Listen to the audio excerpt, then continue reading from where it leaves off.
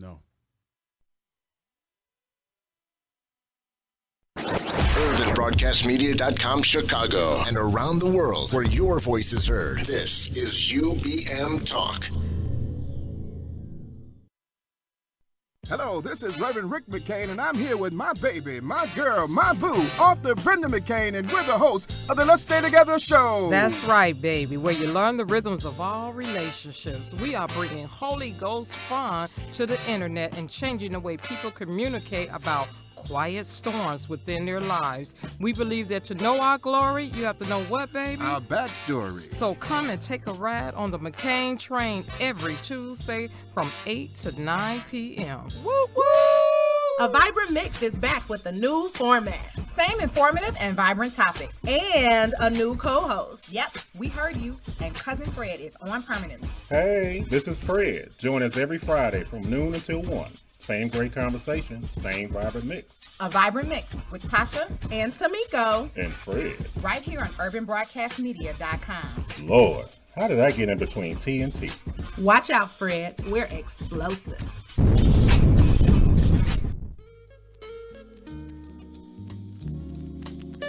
Have you ever seen grandparents who are always on the move? Well, let me introduce you to Mr. Lorenzo Young, Miss Hermeline Jones, Miss Lenora Lusk, Miss Rose Henderson, Miss Doris Riley, and yours truly, Marie Johnson. Join us every Saturday morning from 11 a.m. to 12 p.m. on UBM Talk. Grandparents on the move, we don't rock, we roll. The Damon Williams Show. We went to the set of Arsenio. We were in the audience. Anytime you see a white woman with a clipboard, chances are that person's going to be on TV. They're going to put a little dab of whipped cream here and here and here. That heifer squeezed that whole damn can of whipped cream all over my face. And then after she licked it off, my little dirty old man neighbor, who never has 2 words to say, I look out, he's standing at his Sunday best. So you like whipped cream, huh? The Damon Williams Show. Wednesdays, 2 to 4 p.m. on UBM Talk. Worried about paying your light bill? CARE programs offer help so you can stay in the light. To see if you qualify, visit ComEd.com/care or call 888-806-CARE. ComEd presents the power of staying in the light. Having trouble juggling all your bills? Are you worried about the lights getting turned off? ComEd Care programs can help you keep the lights on. Care programs offer help to those facing financial hardships. All inquiries are confidential. To see if you qualify, visit ComEd.com/care or call 1-888-806-CARE. ComEd, powering lives. Grant amounts may vary while funds are available. The following show is paid programming and does not necessarily express the views and opinions of Urban Broadcast Media and its subsidiaries. Thank you for listening to UBM Talk.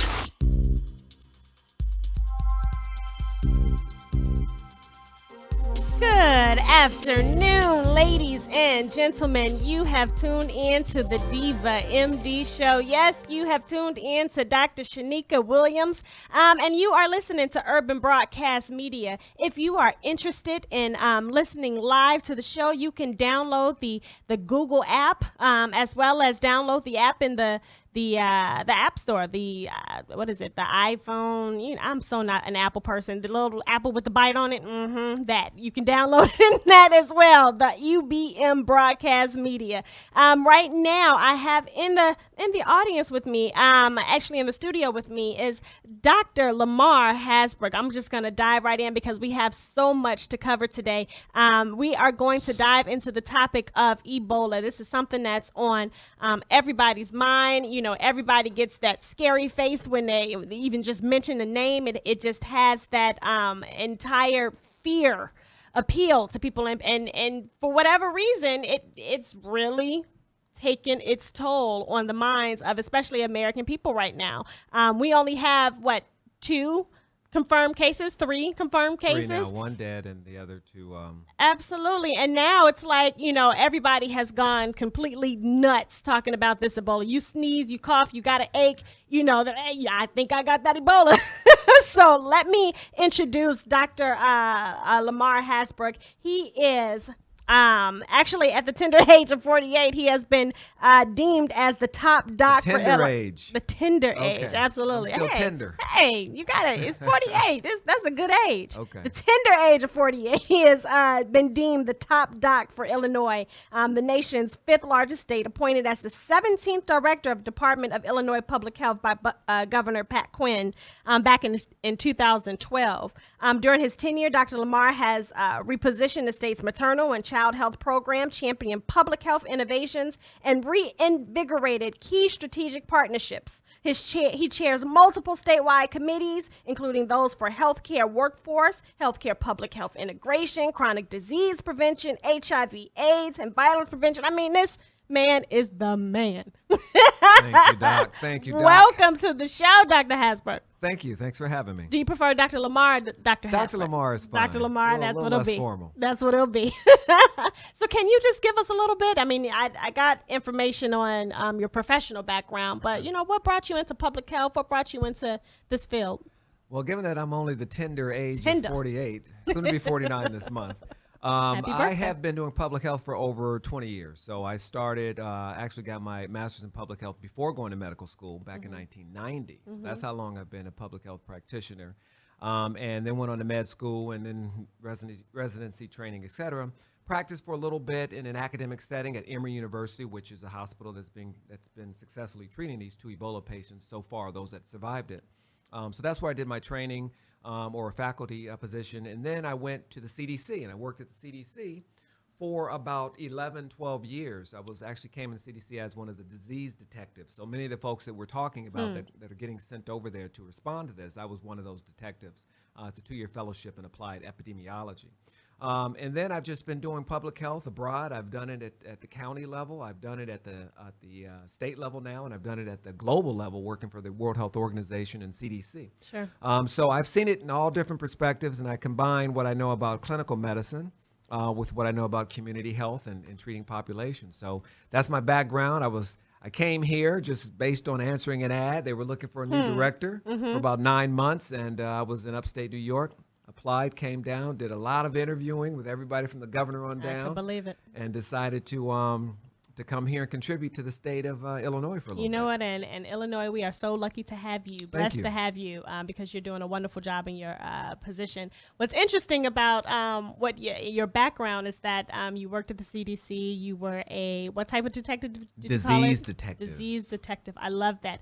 I became interested in medicine after reading Outbreak. Just amazing how things come back. That's right. And that's what we're dealing with now. Full circle, Real life absolutely. Outbreak. If you guys don't know, Outbreak is a book that actually dealt with the outbreak of Ebola in America back in the 1980s. So when I first read that book, I'm like, I need to be a disease detective. I need to go figure out how to cure some things, and it went through this whole thing or whatever. So it was awesome. Decided I went to see patients instead. Cool.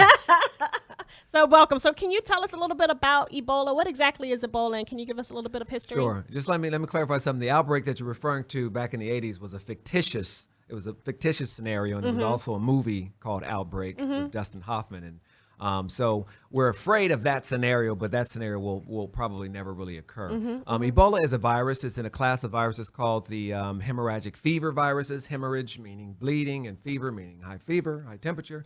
There's a number of viruses in this category. Ebola is one of them. They all have a very, very high death rate associated with them. Ebola, for instance, has a death rate upwards towards 80 or 90%. And in fact, what we're seeing in the epicenter of this outbreak right now, which is confined really for the most part to 3 West African countries, Guinea, Liberia, and Sierra Leone, is we're seeing that of those who are lab confirmed to have Ebola, about 80% of them have died.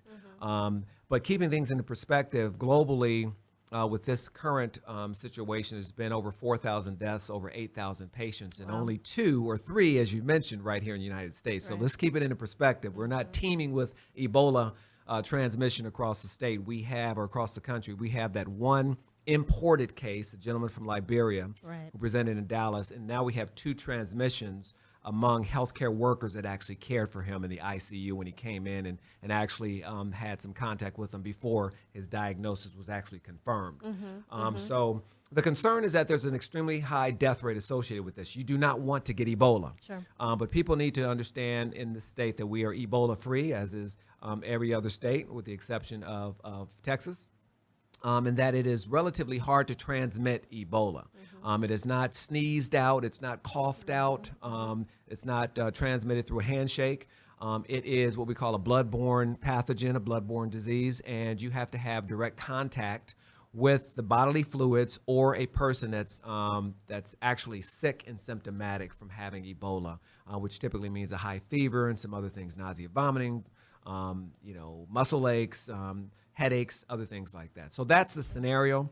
The general population should not be worried in the least about Ebola. Sure. If you've traveled to one of these countries or you have direct exposure with someone who has Ebola and is symptomatic, then you want to start being worried. But for the general population, there's really no worry for Ebola.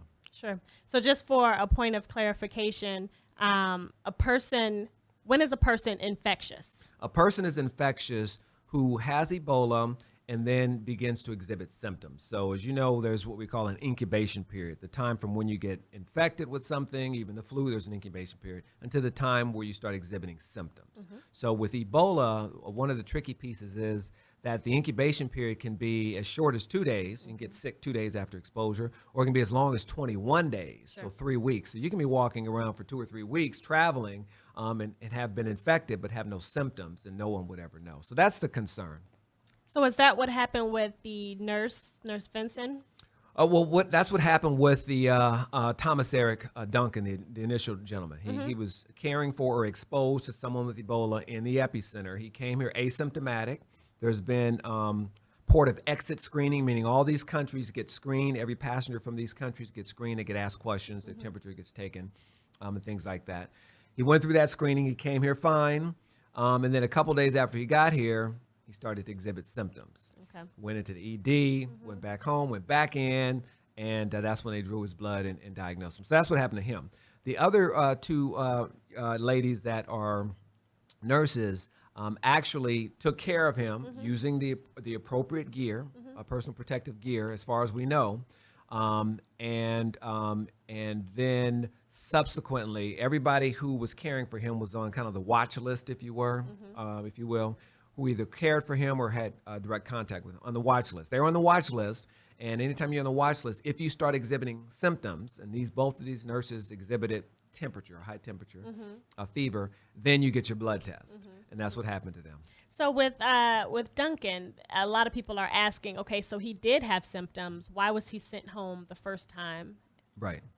Well, I can't second guess another doc. Sure. I can't really speculate, but based on all that I've learned from that case through the media and through our meetings with the CDC and et cetera, Ebola is brand new. That was the first imported case to the United States. So when people come into a hospital setting, as you know, with general nonspecific symptoms, a fever, or a headache, or whatever, that could be anything, right? So there's nothing that says this is an Ebola fever. It's somewhat different from another fever. It's just a fever.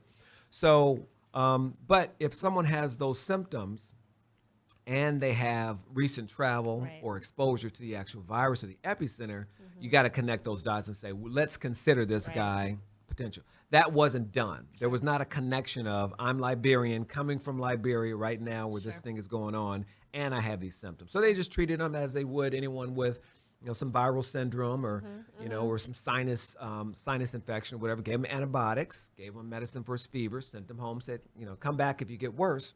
He got worse. He came back. That's when they got the history appropriately. He's from Liberia, and then that's when they put it together, did the test, and CDC confirmed that he in fact did have Ebola. And what about the young lady that actually traveled prior to her showing symptoms? Which the one nurse, is that? the second. Second nurse. The one that went to Cleveland. Okay, so because she cared for a known patient, she had potential exposure. Right. Now, because she used personal protective equipment, the whole space suit, right, that exposure should be very limited. Basically, she just should have been protected. Right. But she should have been, in retrospect, on the watch list for 21 days And she should not have been. I think everybody recognized she should not have been flying, and certainly not through a commercial airway. Apparently, she reached out to CDC. It may have been their hotline. It may have been someone on call, and told that person that she did have a low-grade fever, didn't tip the threshold, and it wasn't above the 101 or whatever they set it at. And they said she was good to go. So she jumped on there, and then the fever got worse. I know, that's the scary part. There we go. That's the scary part. Right. So should people be concerned now that she's been on the plane and she's been traveling? She's gone. They had 2 stops. You know, from that point on, she was sort of symptomatic, right? She was 99.4. Yeah, the threshold was 100.4. Yep. It was 1 point away from that threshold. Yes. Like what concerns should we have? Well, I think people who were on that flight should have concerns. I think everybody else should not have concerns. Okay. Again, your risk for Ebola is extremely, extremely low, unless again you've had direct exposure with someone who has had the disease and had symptoms. So everybody on that plane, if you want to make the argument, say they were exposed, those folks are going to be tracked. They have been tracked. We know who they are, so we're watching them for the 21-day incubation period. They're on home quarantine. They're not symptomatic at this point in time, and they're taking their temperature a couple times a day. They're reporting into the local health department, and should they take sick, they'll go into isolation to a hospital. We'll draw the blood and see if they actually have Ebola. So that's what happens. For the general population who was not on that flight, they should have no worries. Okay. Yeah, the virus doesn't live for at a least long for the period next of time. 21 days. For the next 21 days, yeah. If you weren't on the flight, you shouldn't have any worries at all. But if you were on the flight, yes, you're going to be wondering for 21 days as you're being self-monitored. The other thing the public should know is that Ebola doesn't live on surfaces very long. We're talking about maybe a matter of hours. Sure. This plane, as I understand, has been disinfected 4 times already, which is quite overkill. But again, given the public hysteria and concern. Sure. And when I think understand. about public hysteria and concern, you'll see pictures on, say, social media where there's one person that is completely wrapped up in plastic from head to toe saying Ebola not today. That's ridiculous. It's not. It is not an airborne. It's not transmitted through airborne. So the seasonal flu is more transmittable. Yes. MERS that we dealt with, the Middle Eastern Respiratory Syndrome, more transmittable because it's airborne. Right. It's in respiratory droplets. But this really requires direct contact with a person that's symptomatic. Sure. So there are many genres and species of Ebola. Is there one that's more lethal than the other, or what are we working with? So we got a virus that can mutate over time and have a different kind of genetic signature. We call them different strains. So right now, there have been different strains over the years. This strain that's associated with all of this disease that's going on right now is pretty much the same strain. It's called the Zaire strain. Unless the virus drastically mutates into a different strain, then the characteristics can change and the mortality rate or the death rate associated with it can go up or go down. But right now we're dealing with basically the same strain. Okay. And then where did Ebola come from? Where did Ebola come from? Well, it gets its name from the Ebola River in Zaire. Used to be Zaire, now it's the DR Congo. And it was discovered in the mid-'70s. And there's sporadic outbreaks that happen here and there, little clusters of outbreaks that happen here and there, and then they usually are dampened down. The problem with this particular outbreak is it's moving so fast and there's not the infrastructure, meaning the manpower, the doctors, the healthcare workers, and there's not the facilities, meaning the hospitals, the brick and mortar, Sure. isolation rooms and things like the equipment, the IV fluids, the rehydration fluids, that kind of thing. So, they're really struggling. I can believe it. Yeah. I can believe it. So once a patient starts to show these signs and symptoms, right? They have the fever, they have nausea, vomiting, they have diarrhea, they have the body aches, right? So what is the next step? How are they diagnosed? What is the treatment? Is there a cure for Ebola? Okay. So the most important thing in this whole scenario is your exposure history. So once again, if you're coming from the epicenter, which are those 3 countries, or if you've treated someone who has known Ebola disease and symptoms, then you're at risk. If you can't answer yes to any of those things, you're not at risk. Don't even worry about symptoms. You have something else, okay? Sure. But if you have the exposure and the symptoms, now you are kind of a suspect case. What do? So if we can put that history together with symptoms, you're going to go in isolation, which means you're going to be in a hospital private room that's not carpeted with all the infection control procedures. Okay, why are you laughing? Because most people are thinking I'm in a private room. It's about to be. No, it's a cold room with a cold floor because we don't want the carpet. If you're vomiting and diarrhea, we don't want all that cleanup to deal with. So you're going to be in a cold room, warm loving care team in spacesuits. But basically, you'll be in isolation. Sure. And the treatment at this point is in what we call intensive supportive therapy, which is basically supporting you in terms of your blood pressure, your fluids, your hydration, your nutrition, making sure you are isolated from others so you can't transmit your disease. And that's it. Treating your fever is needed, those types of things. There is no cure, although there are what we call therapeutics or drugs in the pipeline. They're being developed, including this experimental treatment that you may have heard of in the press called ZMapp, which is something that some of these nurses or missionaries got when they came back. That's not proven. It's not tested. We don't know if it's safe. It hasn't gone through the appropriate trials and study. So we don't know if it's helping, if it's hurting. All we know is they got it and they got better. They could have got better on their own. So that's really what you're doing. What determines how well you do are three things in any infectious disease. One is the host. How hardy is you as a person? Are you as a person? How good is your immune system? You have chronic diseases. You have immune compromised disease like HIV. You have something going on. How hardy are you? So the host. The other thing is the bug. In this case, the virus. How lethal is the virus? It's the highly lethal virus. So you got the host, you got the bug, and then the third thing is the treatment and the care that you get, the timeliness of it, the quality of it, and any medication. We don't have medications. We don't have a vaccine that would prevent you from getting it. All those things are under development. So what you do is you basically support a person until their immune system can get them through the storm or the infection. That's basically it. Some people can do better, and some people, unfortunately don't do as well. Sure. And right now, when you say the people that don't do as well, is that 80% morbidity rate of the virus? That's right. Okay. Mortality, death, sorry. Yeah. So, who is most at risk? I mean, I understand, if you have a travel history or if you, come in contact, but who really are the most at risk? This is who's at risk. If you've traveled to Liberia, Guinea, or Sierra Leone in the last 21 days, you're at risk, okay?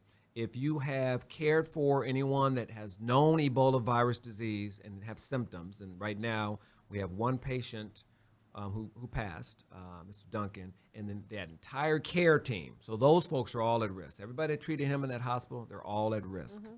If you don't meet any of one of those scenarios, you are not at risk. It doesn't matter what symptoms you have. You can have a very high fever. It could be malaria. It could be pain crisis with sickle cell. It could be the seasonal flu. It could be H1N1. It could be anything. So don't think because you're vomiting, you have a fever, you have Ebola. Right. Ebola's not on the radar screen unless you have the travel history or the exposure. It's that simple. Most people don't travel to Africa or Liberia every day, so they shouldn't be worrying about this. Sure. So, okay, explain to us, in Africa, it just spread.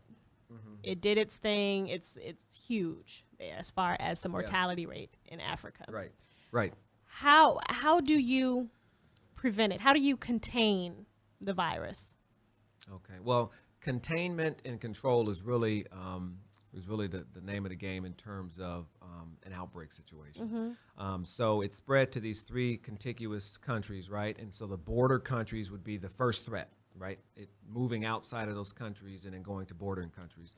That's why there's been some travel restrictions, and there's been a lot of attention paid to those bordering countries. So you always got to start with the epicenter, the hot spot, getting there and making sure you're treating folks, and then making sure you do what's called contact tracing. Anybody that a known infectious patient has contacted, family member, folks in the grocery store, whatever, you want to track all those people because you want to put those people on the watch list. So in case they develop symptoms, it's all about breaking the chain of transmission. That's what you got to do. The reason why it's out of control there is because, again, they don't have the facilities to isolate patients. They don't have the doctors. It's estimated that, I think in Liberia, I heard a stat that said one doctor for every 90,000 people in the country. So, if you've worked in resource-limited countries, and I've worked in a lot of them in Africa, you understand and can appreciate the healthcare system that we have here. We have lots of docs, we have lots of mid-level providers, from nurses to physician assistant to nurse practitioners to nursing assistants and healthcare workers and community health work. There, not so much. Sure. So they don't have the facilities. They're overwhelmed, and what that means, and a lot of people are don't pay attention to this piece, is that it means that everybody coming in with bread and butter health issues, the woman that has to deliver, the person that has the flu or malaria, they're getting pushed aside because there's a collapse and implosion of the entire healthcare system. They're dealing with this outbreak. Sure. So what happens to the individuals who pass as far as burial? Good question. Yeah, because that's the other risk. That's the other risk category is during these funeral rites, because you can actually get the virus by handling a dead person who died of the virus and their bodily fluids. So, so it has to be done very carefully, and that's been a route of transmission so far, and that's some of the messages that we're trying to, when I say we, our government and others, trying to get those messages out to the people that are being affected, that you have to handle the body in a certain way. It's almost like, it may sound harsh to say, but you're dealing with a highly infectious virus. Sure. And so you have to handle the body as you would any hazardous material. Right. So it has to be bagged or incinerated or burnt or whatever. You have to make sure that you have those barriers, gloves and gowns and face masks and all that when handling it. So, obviously that's disruptive for a culture that wants to bury people in a certain way. So you got to work with these cultural norms and this education and resources and all kind of things. So just a point of, I'm just trying to see if that even, I don't know. So the virus doesn't live long on surfaces. Hours. In the neighborhood of hours. Versus if it's dry. If it's dry. Okay. If it's moist or if it's wet, then it can live for days. Sure. So you come by and So even with those individuals that have passed, yes, it can still linger on their. Yes, it can. Okay, got it. In their bodily fluids. Yes. Excellent. And then I read this interesting thing, because so a male that was not cured, but has undergone all of the symptoms, and they're done with the symptoms, right? They can still have the virus up to 7 to 10 days still in their semen. So if they were to have sex or anything after the symptoms have passed, you're still able to transmit. Is that true?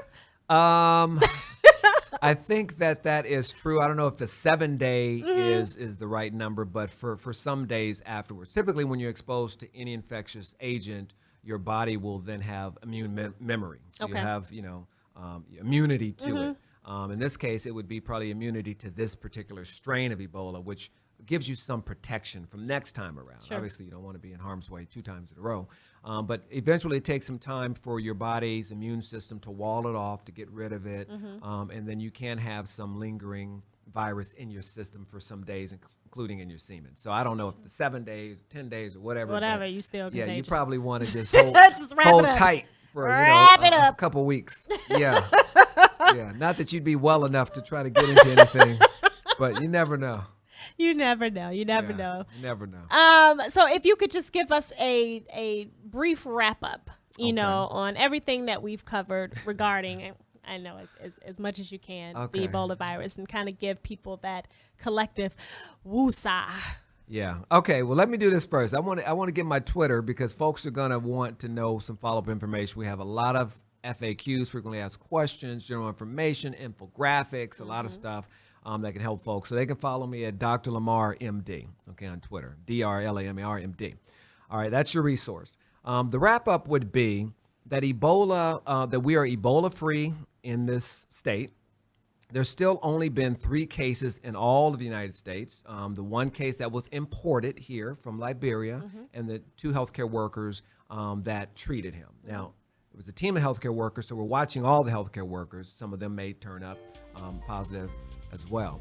So that's the most important thing, in that for the general person, extremely, extremely low risk. Don't worry about Ebola. Just stay informed. Absolutely. That's the biggest key, staying informed. And you've heard it right here on the Diva MD show with Dr. Shanicka Williams. You also have Dr. LaMar Hasbrouck from the the Illinois Department of Public Health. Yes. And thank you so much for joining us. It has definitely been a pleasure. You Thank guys you. can find him again where on Twitter? Dr. LaMar MD. There you go. You got it. Tune in.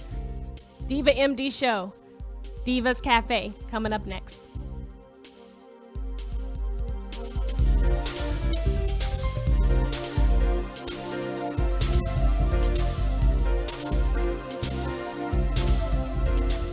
Hello, this is Leon Finney, your host of Another Perspective on UrbanBroadcastMedia.com. We are the voice of Black America. Join me and my guests every Saturday from 4 to 5 p.m. as we discuss the issues that impact Black America. Tune in to UBM Talk on UrbanBroadcastMedia.com, the simulcast on our affiliate station WBON 1690 AM. That's Another Perspective every Saturday from 4 to 5 p.m. And you can run and tell that. Have you ever seen grandparents who are always on the move?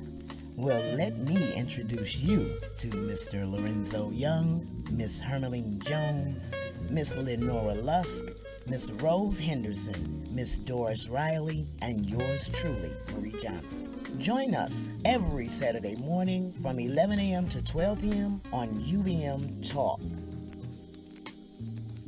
Grandparents on the move, we don't rock, we roll. Hi, this is Darian, the host of All Things with Darian King, heard every Thursday afternoon from 2 to 3 Central Time on UBM Talk. Every week, I'll be touching on a variety of topics that affect our lives and our faith. All things work together for good to them who love God and are called according to his purpose. Join me every Thursday, 2 to 3 on UBM Talk, so we can talk about a variety of issues that affect our lives and our faith. All Things with Darian King on UBM Talk, Thursdays from 2 to 3. Hey everybody, check us out Monday from 7 p.m. to 9 p.m. for the new radio show Rated Life with It's your boy Morris Spicer, your boy Dex Pierce, Mrs. Just My Thoughts, Pat Price, and me, your girl Lex. Lex, what are we gonna be talking about? Everything is life, yes. Wait, no, I ain't gonna do it. Do it for Rated Life. I ain't gonna do it. Do it for Rated Life. I ain't gonna do it. Anyway, just make sure that you tune in to UBM Talk at UrbanBroadcastMedia.com and join our Rated Life Facebook page for more information. It's Rated Life, y'all. ComEd presents the power of staying in the light. Having trouble juggling all your bills? Are you worried about the lights getting turned off? ComEd Care programs can help you keep the lights on. Care programs offer help to those facing financial hardships. All inquiries are confidential. To see if you qualify, visit ComEd.com/care or call 1-888-806-CARE. ComEd, powering lives. Grant amounts may vary while funds are available. It's UBM Talk on UrbanBroadcastMedia.com. Call us at 312-754-4333 and get in on the conversation.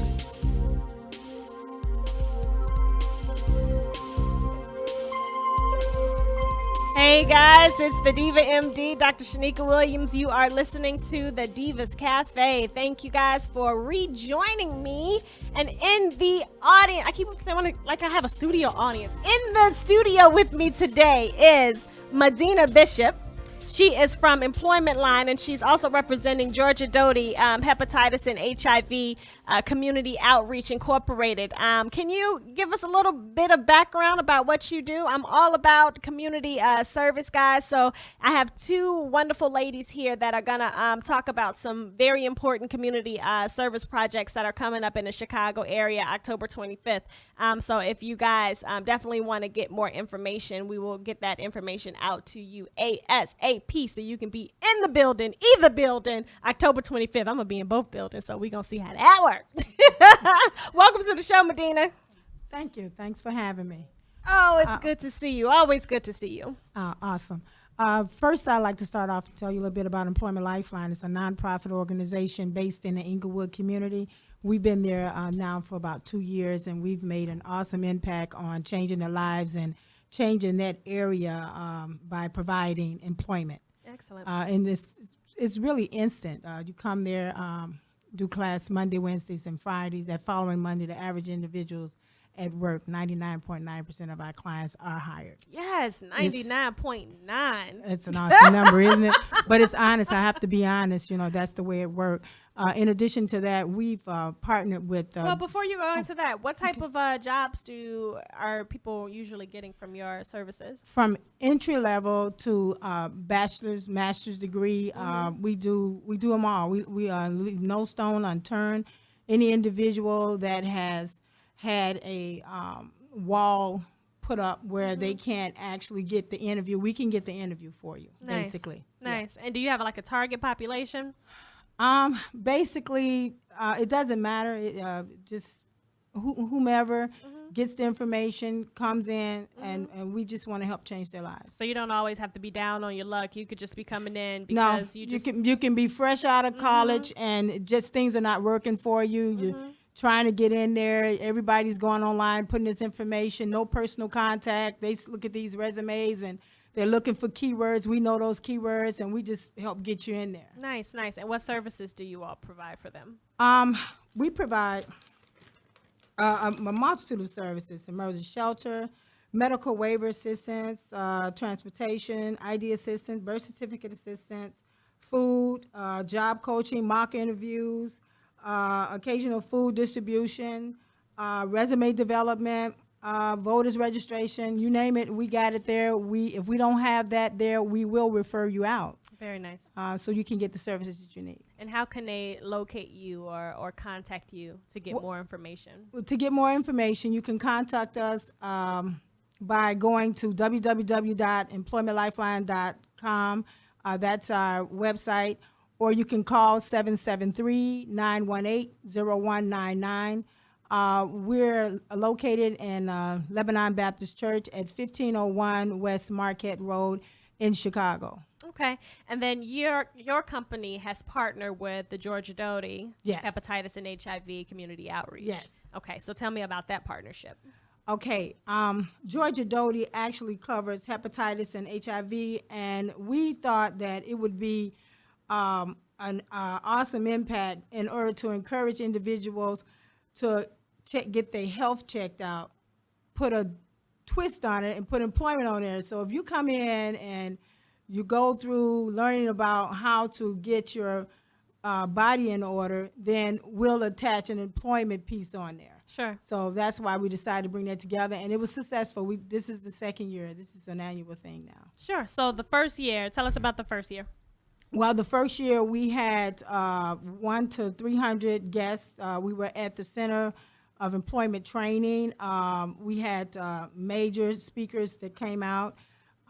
We actually had individuals hired on site. We did the introduction, the summit on health, about hepatitis and HIV.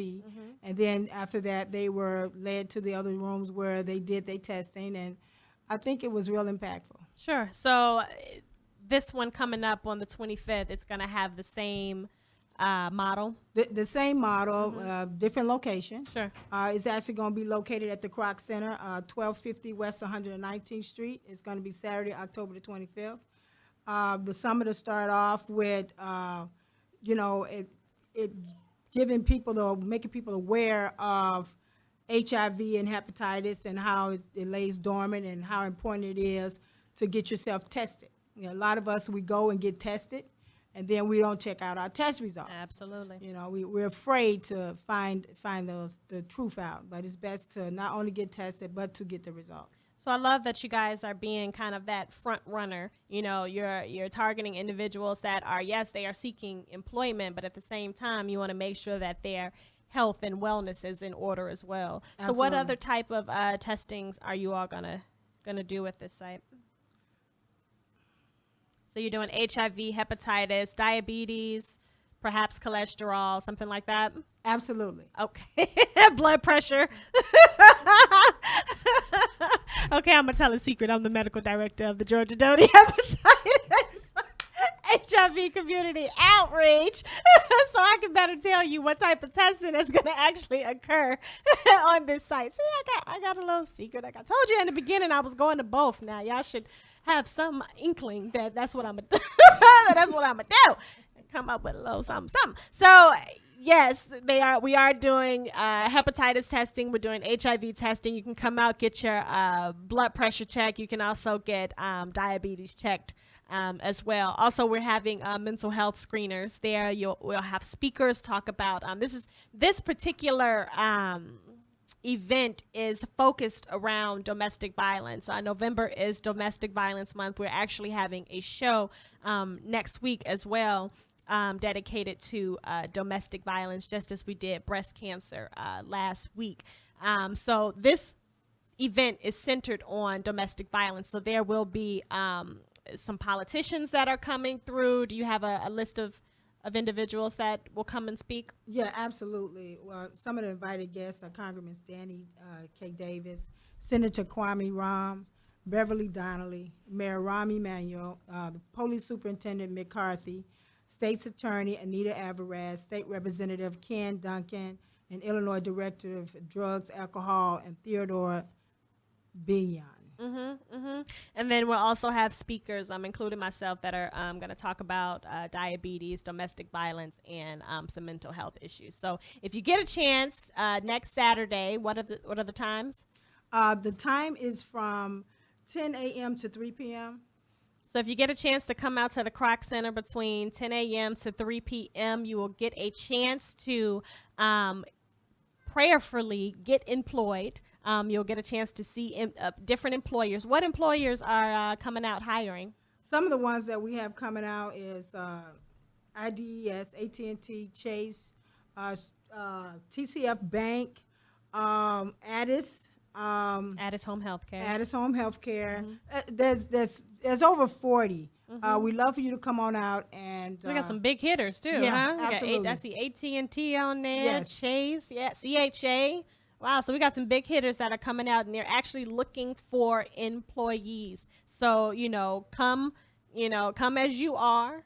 Medina's Employment Lifeline will get you ready for the actual interview. Absolutely. But come as you are. Come get your blood pressure checked. Get your health screenings, the important health screenings and you can actually take those forms and take those results back to your physician and say, look, I got these things tested, can you please, make sure that everything else is all right. So, it's a starting point, right? You got to start somewhere. Absolutely.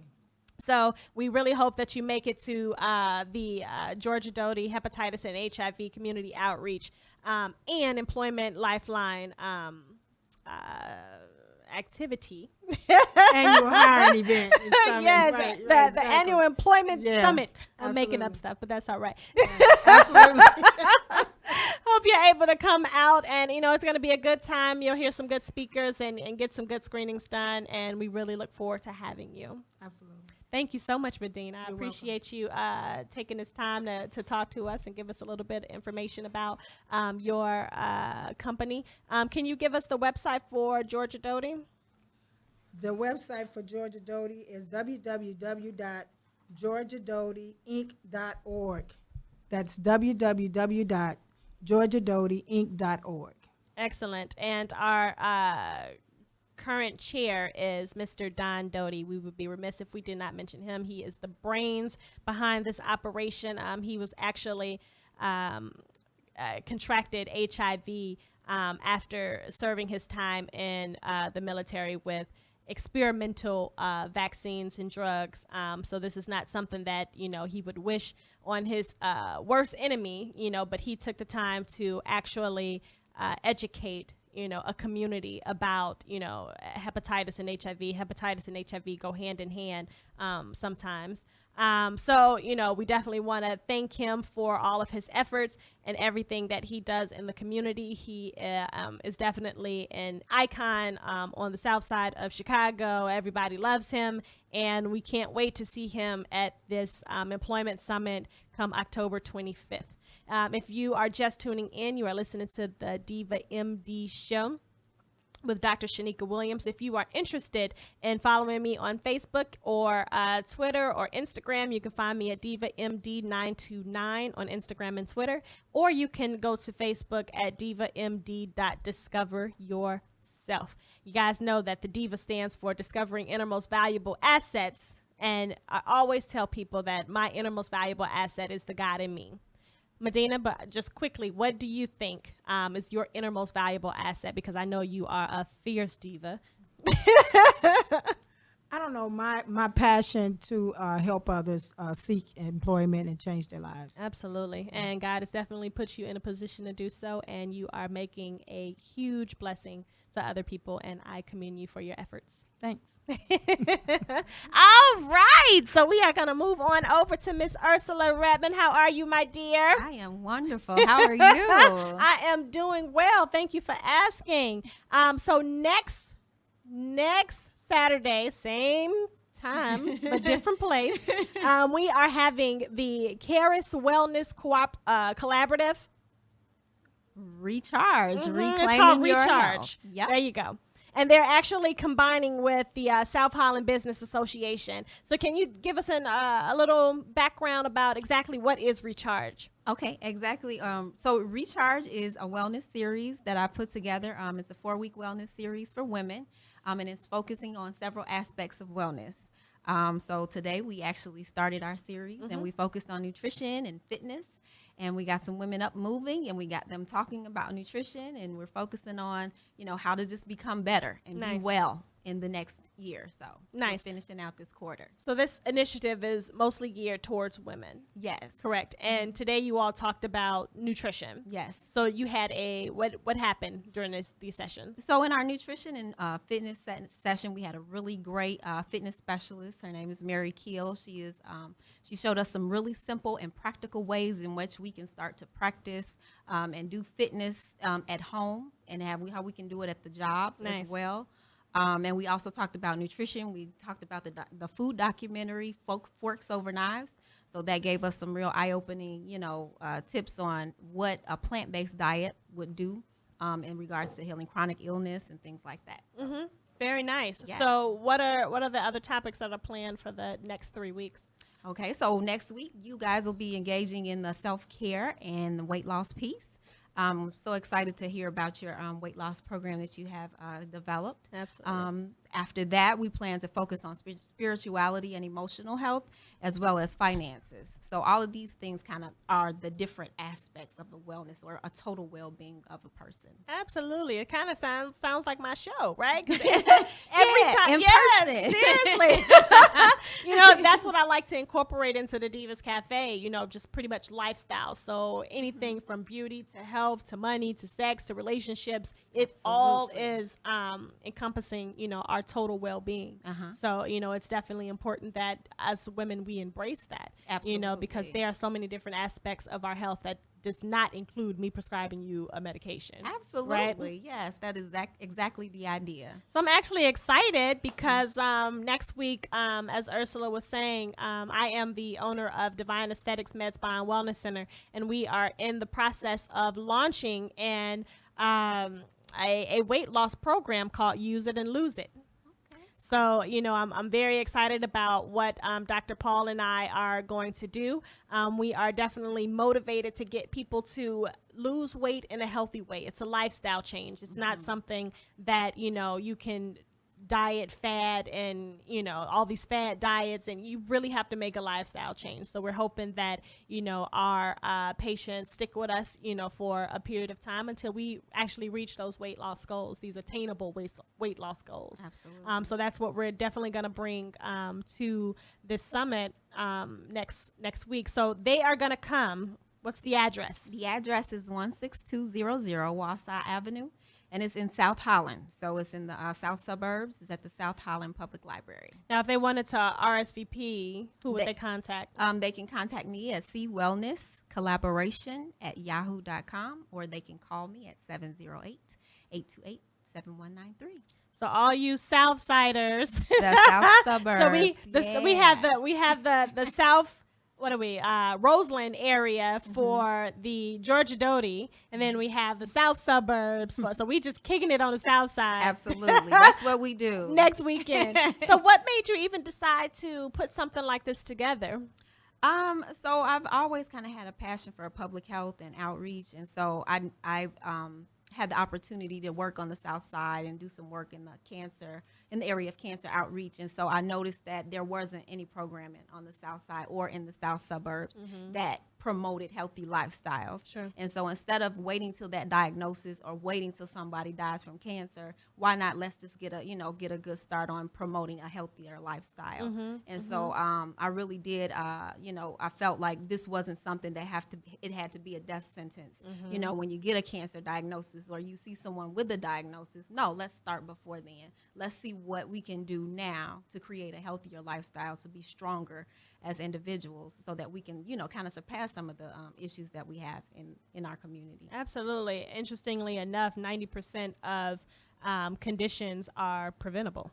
Absolutely. They're absolutely preventable. So if we actually took the time to take care of our bodies like God intended, we wouldn't have the problems that we have now. Exactly. So it's important that you actually take an active step to pursuing a healthier lifestyle. And I'm so happy to see these two now. Are you a non-for-profit?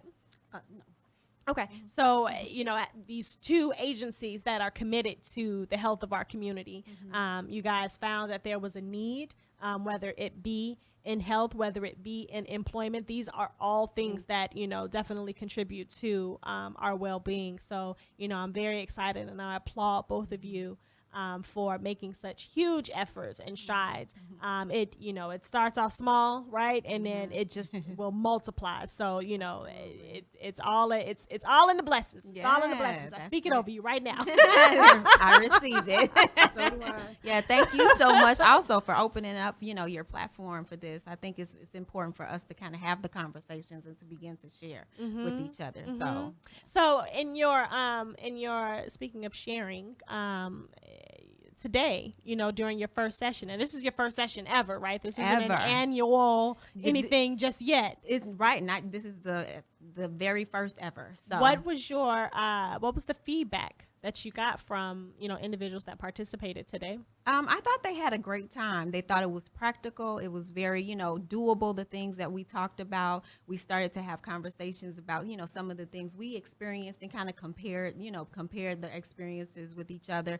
And just, I just think that it was overall positive experience for everybody. Nice. I'm looking forward to hanging out with both of you guys next week, October 25th. Tell us again where your event is going to be located. All right. So come out to Recharge, Reclaiming Your Health. It'll be at the South Holland Public Library at 16200 Wausau Avenue in South Holland, Illinois. Thank you to the South Holland Business Association as well for collaborating with me on this. Very nice. And they can RSVP at? You can RSVP at cwellnesscollaboration@yahoo.com or 708-828-7193. Excellent. And Medina, you want to tell me again where we can go to the Georgia Doty event? Yes, it'll be at the Kroc Center located at 1250 West 119th Street in Chicago. Starts from 10 and it's over at 3. Excellent. Now, Ursula, this is the DivaMD Show. Discovering innermost valuable assets, all that good stuff. I am valuable. Yes. Say it again. Say it louder. I am valuable. Yes. So, what is your innermost valuable asset, my dear? My innermost valuable asset would be that I'm a people person and I am an encourager. Yes, that's huge. Yeah. Because when you're able to encourage somebody else, God smiles upon that. Yeah. Right? And then he's able to do exceedingly and abundantly for you. So that is an amazing attribute to have. Thank you. Guys, if you want to find me on Facebook, you can find me at DivaMD.discoveryourself. You can find me on Instagram, DivaMD929, as well as on Twitter. You know what, guys? Download the DivaMD Healthy app. we have a new app for you that you can pretty much take the Diva MD with you wherever you go. So if you need to listen to the show at your convenience, you can do that right from your mobile device. If you want to listen to the show live, you can do so right from your mobile device. If you wanted to schedule a doctor's appointment with me after you've gotten your screenings from the Georgia Doty Community Outreach Center, or you've had these wonderful lessons from the South Holland team, right? You can do that right from your mobile app. So if you have Google Play, you can definitely get the Diva MD Healthy You app. And don't forget to get the Urban Broadcast Media app as well, the UBM Talk app. You can find it on Google Play, and you can also find it at the Apple store. Their Apple app, it just it does not sit right in my mind to say, but you know what I'm trying to say. You can find it on Apple as well. Guys, this has been absolutely amazing. Is there anything else you guys want to share with us today?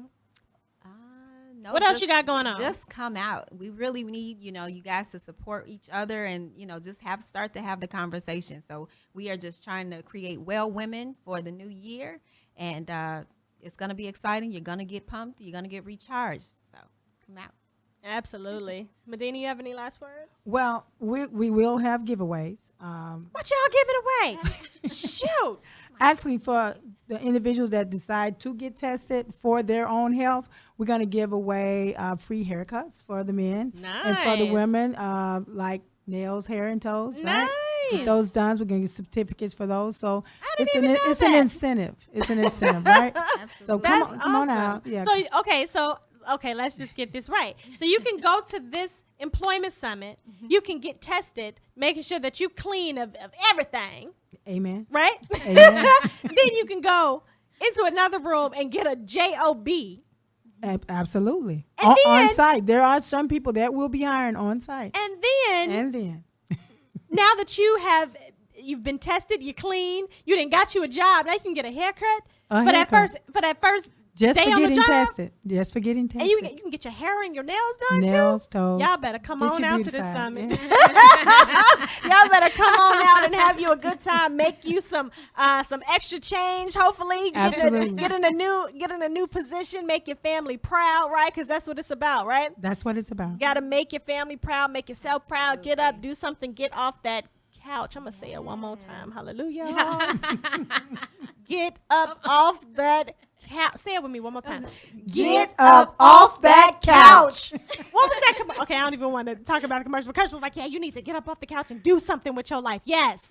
That's right. Get up and do something, because, you can't grow if you're stagnant. Absolutely. Right? You can't grow if you're not learning. Your mind withers away because you are not growing. You're right.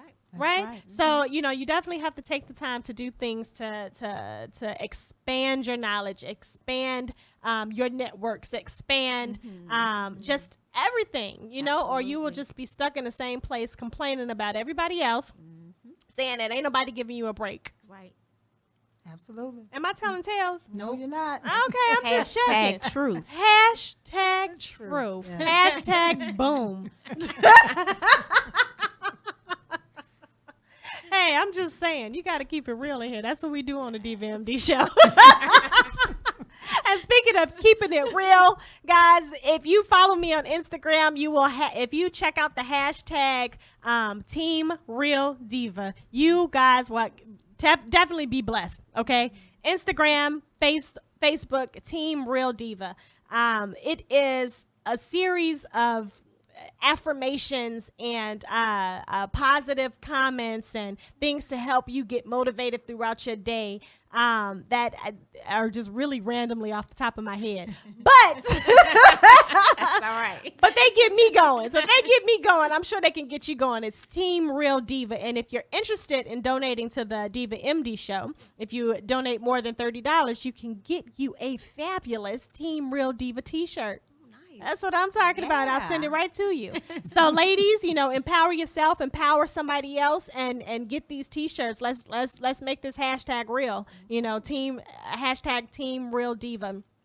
thank you so much, guys, again, for tuning in to the Diva MD Show with Dr. Shanicka Williams. We are here every Saturday, 3 to 4 p.m. You can find us on UBM Talk. Download the app. You can download UBM's app to listen directly from your phone. You can download the Diva MD Healthy You app to get information about everything that's going on with the Diva MD. I talk like I'm in third person. I love that. Guys, thank you so much. It has been a pleasure. I hope you guys learned something about Ebola and we can do a collective woo-sa and stop worrying so much and scaring each other. And I hope to see you guys next week at either the South Holland event or the Georgia Doty event. All right, guys. I'll see you guys next week. Tune in next Saturday, 3 to 4 p.m. to the Diva MD Show. Holla back.